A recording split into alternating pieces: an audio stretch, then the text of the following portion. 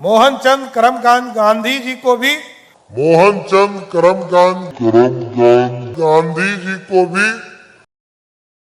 उसने कोई ऑर्डर नहीं किया, तो 31वां दिन मुख्यमंत्री के आदेश से वे स्वयं ही निलंबित हो जाएंगे, उनको किसी ऑर्डर की जरूरत। मोहनचंद करमचंद गांधी जी को भी, और ये टेक्नोलॉजी आपका है, एआई का है, लेकिन हम लोग इसको आगे बढ़कर कर रहे हैं। और अब तो पुलिसिंग में भी इसकी जरूरत है साथियों। बिहार अब लौट कर आने का समय आ गया है। बिहार में करोड़ों की संख्या में मोबाइल देख पाएंगे। और आज आप सोचिए, इस भारत में नरेंद्र मोदी जी के नेतृत्व में लगभग 120 करोड़ से अधिक लोग मोबाइल यूज करते हैं। ये एक तरह से संचार क्रांति हुआ और ये टेक्नोलॉजी का रास्ता बना। आदरणीय नीतीश कुमार जी ने लंबे समय तक बिहार में बेसिक चीजों को स्थापित करने का काम किया है साथियों। सड़क हो, बिजली हो, सुशासन की संरचना की खड़ा करने का काम, बिहार के गांव के इंफ्रास्ट्रक्चर को ठीक किया, गांव में हमारी बहनें कैसे पढ़ सके इसकी चिंता किया।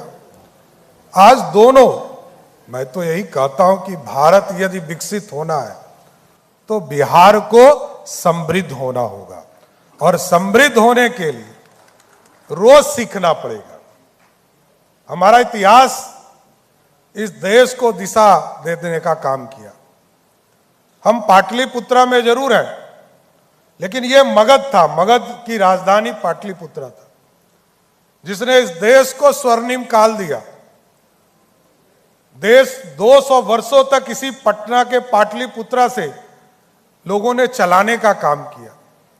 और आज जब भी इतिहास के पन्ने में आप पढ़ते हैं तो आपको यही पता चलता है कि इस देश को स्वर्णिम काल किसी ने दिया तो इसी बिहार की धरती ने देने का काम किया है। और जब जब इतिहास में, चाहे वो अर्थशास्त्र का मामला हो या किसी भी स्तर पर, आर्यभट्ट की चर्चा हुई, नालंदा की चर्चा हुई। और याद कीजिए कि आज से 2000 वर्ष पहले दो बड़े यूनिवर्सिटी, इस मगध में यदि 3 बड़े यूनिवर्सिटी थे, जो एक तक्षशिला था वो पाकिस्तान में रह गया, और 2 बड़े यूनिवर्सिटी थे तो इसी बिहार की धरती पर नालंदा और विक्रमशिला हुआ करता था। एक तो आदरणीय प्रधानमंत्री जी ने और आदरणीय नीतीश कुमार जी ने नालंदा की शुरुआत करा दिया, और हमें यह टारगेट भी दिया गया है कि हर हालत में इस फाइनेंशियल ईयर में विक्रमशिला को भी जमीन पर उतारने का काम किया जाएगा। साथ गौरवशाली इतिहास उसको स्थापित करना है, लेकिन इसके साथ साथ दुनिया के कॉन्टेस्ट में खड़ा होना है। लोग कहते हैं बिहार पीछे छूट गया है, अर्थव्यवस्था हो, सामाजिक संरचना हो, या हमारे नौजवान यहां से पलायन कर रहे हैं। इस पूरे चीजों पर चर्चा हमको करनी है साथ। और एआई ऐसा सेंटर है, समिट जो आज आप लोगों ने रखा है, इसके लिए मैं सबसे पहले आपको धन्यवाद देता हूं। और आगे भी आईटी डिपार्टमेंट आगे भी इसी तरह के समिट को लगातार करते रहेगा जब तक हम एआई के स्तर पर खड़ा नहीं हो जाए। और यह मेरा मानना है कि हम अभी जब सहयोग कार्यक्रम हमने शुरू किया, पूरे बिहार में सभी प्रखंडों में हमने एक एक पंचायत को चिन्हित किया, आम लोगों को उससे जोड़ा, उनकी समस्या को जोड़ा, उनको जो दुख दर्द है उससे जोड़ने का काम किया। ये टेक्नोलॉजी का सबसे महत्वपूर्ण रोल होगा आगे कार्रवाई के लिए, क्योंकि मैंने तय किया है कि 10 दिन तक यदि किसी ने काम नहीं किया तो मेरा कार्यालय उसको पहला नोटिस देने का काम करेगा। 20 दिन में उसको सीएमओ दूसरा नोटिस देगा, तीसरा नोटिस उसको 25 दिन पर देगा, और 30 दिन तक यदि उसने कोई ऑर्डर नहीं किया तो 31वां दिन मुख्यमंत्री के आदेश से वे स्वयं ही निलंबित हो जाएंगे, उनको किसी ऑर्डर की जरूरत नहीं है। और ये टेक्नोलॉजी आपका है, एआई का है, लेकिन हम लोग इसको आगे बढ़कर कर रहे हैं। और अब तो पुलिसिंग में भी इसकी जरूरत है साथियों। यहां डीजीपी साहब बैठे, मैं अभी दिल्ली गया था, जब एआई समिट दिल्ली में हो रहा था तो मैंने अभय जी से कहा था कि सभी डिपार्टमेंट को कहिए कि जो आईटी से जुड़े हुए सब्जेक्ट हैं सभी डिपार्टमेंट इसमें वर्कआउट करें, उनके यहां एआई का प्रयोग कैसे हो सकता है इसको उपयोग करें। मैंने एक छोटा उदाहरण मैं देता हूं। अभी मैंने बिल्डिंग डिपार्टमेंट में एआई से मैंने कुछ टेंडर्स को फिर से रीजांच कराया और आपको जानकर खुशी होगी, किसी में 7%, किसी में 8%, किसी में 6% पैसा बचाने का काम एआई कर रहा है। यह सबसे महत्वपूर्ण, क्योंकि अब तो सीखना है। लोग जब फेसबुक आया था, ट्विटर आया था, तब भी लोगों ने सीखा था।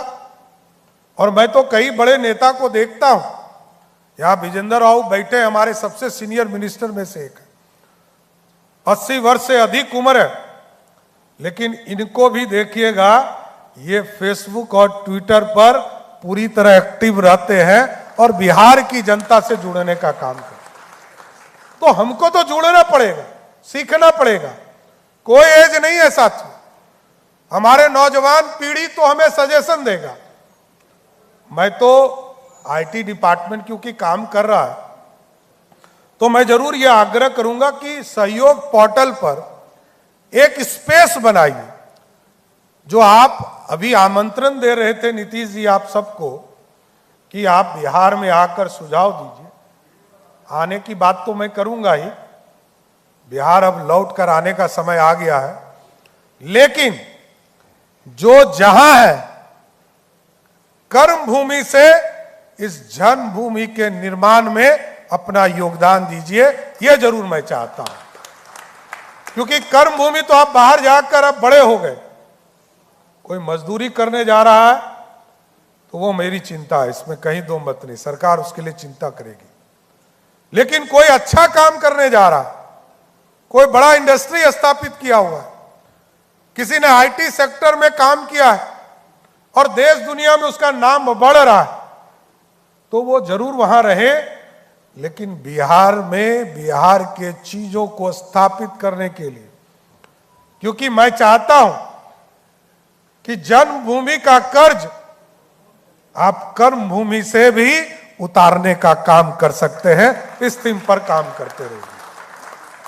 और ये कई सेक्टर हैं साथियों, ये सिर्फ बिहार में इंडस्ट्री खड़ा करना ही मकसद नहीं है, बिहार की अर्थव्यवस्था को ठीक करना है। आदरणीय विजेंद्र राव यहां बैठे हैं, अभी इन्होंने 3,47,000 करोड़ का बजट पेश किया था। लेकिन आपको जानकर आश्चर्य होगा कि हमारी रेवेन्यू आज भी 60,000 करोड़ पर रहा, आगे हम 70,000 करोड़ जा रहे हैं। लेकिन ऐसी संरचना खड़ा कीजिए, इसलिए मैंने कहा सजेशन चाहिए। और सजेशन के लिए एक पोर्टल में ही एक स्पेस अभय जी दीजिए, जिससे बिहार या बिहार में काम करने वाले लोग या बिहारी देश और दुनिया में कोई भी हो या भारत का कोई भी व्यक्ति चाहता है कि मगध की गौरवशाली इतिहास को वापस लाना है, इसमें सहयोग करना चाहता है, तो अपना सजेशन उस पोर्टल के माध्यम से बिहार सरकार को देने का काम करे, जिससे कि हम स्थापित कर सके। क्योंकि हमारा जो गौरवशाली इतिहास रहा है, यह नॉलेज की धरती है।